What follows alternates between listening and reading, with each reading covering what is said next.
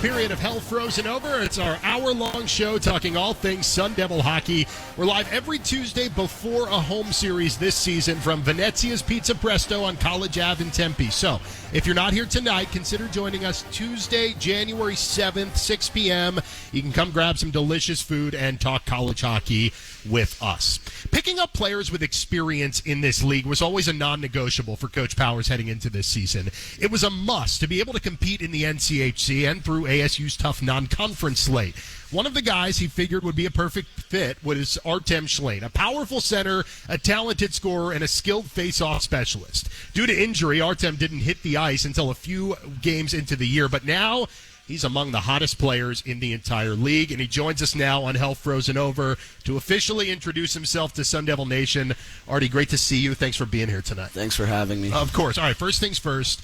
I did this with Noah Beck when he came on a couple weeks ago, and I'll do it with Pavs when he comes on later. But I want to give you a chance to kind of introduce yourself to Sun Devil fans. I mentioned you come here from northern Michigan. Tell us about yourself, your interests, and kind of your hockey journey up to this point. Right. You know, it's been a long path, right? Started playing hockey when I was 5, but funny story, actually, started skating when I was 4. My mom took me to figure skate. No way. Kind of embarrassed about it, right? That's awesome, though. Hey, you hit the ice early. But yeah, so started figure skating, and then after 7-8 months, I was like, all right, Mom, I'm done with this. Let's go play some team sports, right? So Dad took me to play hockey, and, you know, the thing that right away stood out for, like, a little kid, when I was younger was that I could skate and my teammates couldn't. So I was like, all right, I'm the best. Let's do it. Yeah. I'm excited. So that's kind of how I got into it. And then kind of fast forwarding, you know, when I was 14, decided to move to the U.S. because of education and athletic opportunity, as in Russia. So when you get to that age, practices, like we don't have college, right? We don't have college hockey. Yep. So you have to go to your school, go to college, but then the practices are separate, so it's in the same time, so you got to kind of pick and choose here. And my parents always, like my dad has a double degree, you know, so he's always like been in education, want to give your kids an education, right? Like, so for him it was really important for me to get that education, and you know, he kind of looked stuff up, and I had no idea about college hockey in the U.S., and he was the one that's, okay, what do you think about moving? And I'm like, you know, I'm a 14-year-old kid. What do I think? You know? Let's go. Yeah, sure, why not? So moved to the U.S. You know, my first team was in Florida, South Florida Hockey Academy, ran by Olli Jokinen, NHL, former NHL guy.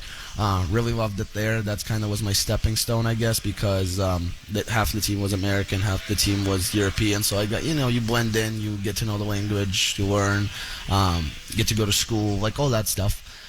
And then got offered to go to Shattuck, and nobody passed on that, right? Shattuck, of course, one of the premier academies. You know, I think it's the best youth hockey development program in the United States, maybe in North America. Loved it there, and then got to go to 3 different schools by now, so kind of good experience. And you take a little bit from each place you go to, obviously. And I think that's kind of what shapes me into the player I am right now, because at UConn it was a lot of defending, learning how to defend, and then coming to Northern, my coach there was a little bit more offensively minded, so kind of learning how to play with the puck around the net, all that stuff, like power play habits, all that's important stuff too. So then coming to ASU this year, this is a year like where I can put it all together, and be a difference maker and help out my team. Why'd you choose ASU? For me, it's never been about like bright and shiny. It's always been about personal connections.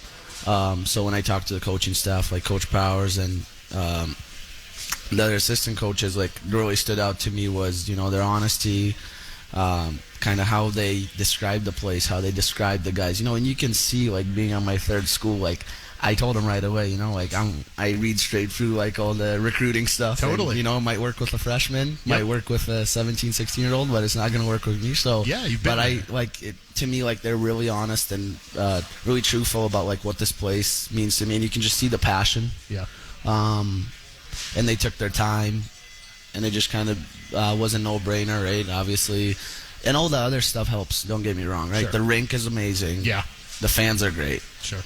All the athletics are great, right? And on and on and on and on. But that's just the extra stuff. Yep. It doesn't matter. What matters is the people that surround you. 100%. No, right? It makes total sense. So I want to rewind to your off season and then preseason leading into to the season. Tell us about your injury, your recovery, and how you're feeling as we're talking right now. Right. So we were playing. I remember it just like that day. I think it was February 28th. Not that we're you're playing keeping track. Ferris State on the road, and not the best rink. Yep. And I go to hit a guy. He bounces off the boards because the boards are a little flimsy, and I'm turning back to back check, and I feel something really heavy drops on my knee. So my MCL is just fully torn at that point, and I know right away. Like I tried to skate it, I can't skate. Yeah. So I go back, get my MRI at Northern when we come back, and they tell me that you're not going to be able to play, right? And this is your senior year. Like senior weekend is next weekend after that, so you're just like, oh my parents are coming, like my brother, like everyone's going to be there, like I can't play. Yeah, it's like the season. Your season is over, right? Like obviously you're cheering for the team, but you can't do much because of what happened. Yeah. So then I had to obviously recover, and I got an option either to get surgery or to do rehab, and I decided to go the rehab path, and I'm really happy about it now, looking backwards at it. Did rehab the whole kind of that leading up to July, and then I came here July 15th, I believe, was coming here, and then getting on the ice and kind of starting to get in shape, getting the workouts in, and Leanne, our strength conditioning coach, she was great with kind of accommodating with like the limitations I had, and working with my previous trainer and getting stuff kind of set up for me. So it was great, and then kind of you get into preseason, you're ready to go, feeling really good, and then you fracture your foot. So now you get hit in practice, you fracture your foot. So go to the doctor 8-10 weeks, right? That's what they say. But kind of. Then you do this again, right? You're in your head. You're like, I'm gonna have to do this again. I'm gonna have to get through this whole process again. And whatever you did before doesn't matter to this point, because. So 7 weeks go by, miss 6 games, and then you finally get back in. But I think what drove me my first time was I've never had a long-term injury, so I was like, okay, I'm gonna get back, and this is kind of your driver, is just to get back, but the second time around you're like, okay, like it's tougher. I think every time you get injured it's tougher to come back on one side because you already been through it and you know how tough it's going to be. So for me it was that Northern weekend. Like we were sitting at the doctor's office. He said 8-10 weeks, and I'm sitting there. I'm not even paying attention to him. I'm looking at the calendar. I'm looking at the calendar. I'm going through weeks. I'm like, this is 5, 6, 7. Northern is 7 weeks away. So I'm like, okay, it's not going to be 8-10. It's going to be 6 on the ice, 7 play. And you did it. I mean, you hit that goal. And how are you feeling as we sit here now? Do you feel like you're pretty close to 100%? Would you say you're at 100%? I would say I'm 100%, right? I mean, it seems like it based on your performance, but I don't know. Like, that's great. That's great to hear. But no, it's it definitely takes you, any injury you get, it definitely takes you 4 or 5 games to get kind of in shape. And you can be in practice shape, but game shape is completely different. Sure. And many people, I think, don't understand that. And I think it applies to many other sports like basketball, football, probably soccer, like all those kind of team sports where you have to have like the endurance and the agility and everything.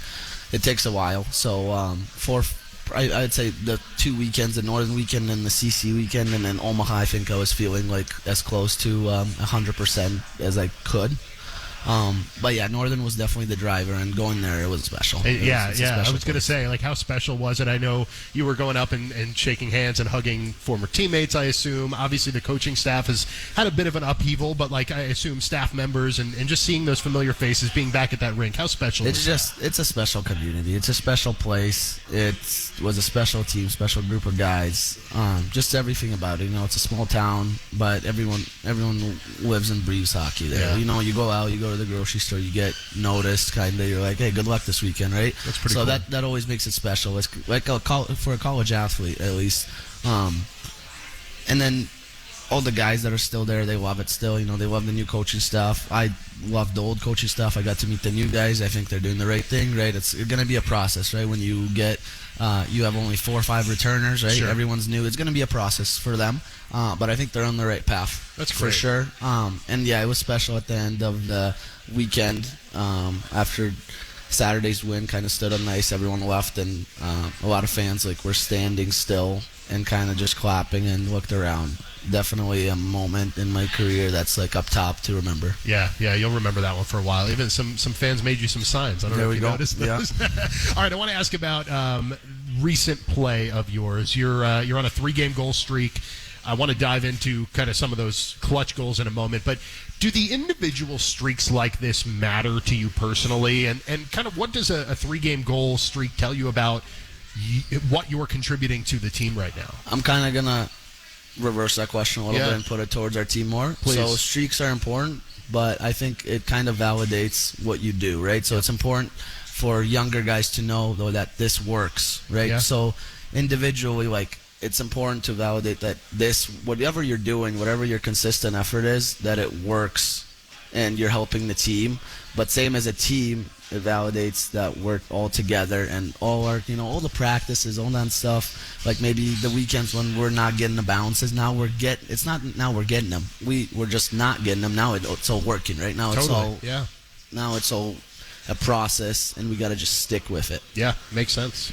I only have a minute left here, and I have a million more questions for you. But you guys head into the Duluth series now. After that sweep of Denver, kind of a two-pronged question here as we wrap up. Mm-hmm. That Denver series, what did it do? Coach was saying your confidence has never wavered, but what did it do for the team just on a morale basis?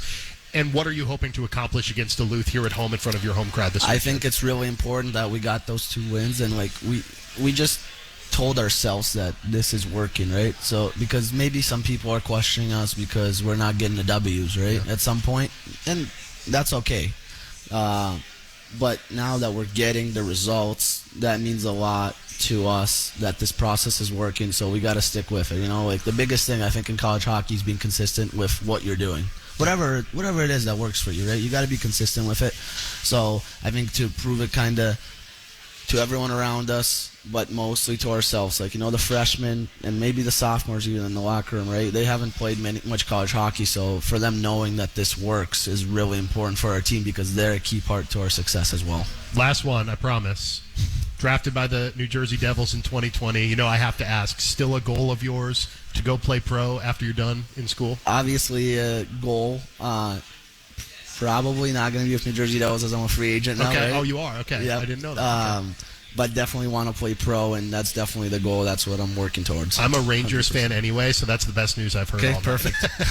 Artem Shlaine, our guest tonight. He's been Mr. Clutch lately. Devils will surely be relying on him a lot more. Appreciate you joining us tonight. Go enjoy some pizza, and we'll talk to you soon. Good luck this weekend. Appreciate it. Appreciate you. When we return to Hell Frozen Over, Coach Powers, no, just kidding. We have Luke Pavicic up next. Coach Powers will join us in the overtime segment. The goaltender who's been making it work for Arizona State the last several series is up next here on Hell Frozen Over on the Mountain America Credit Union Sun Devil Radio Network.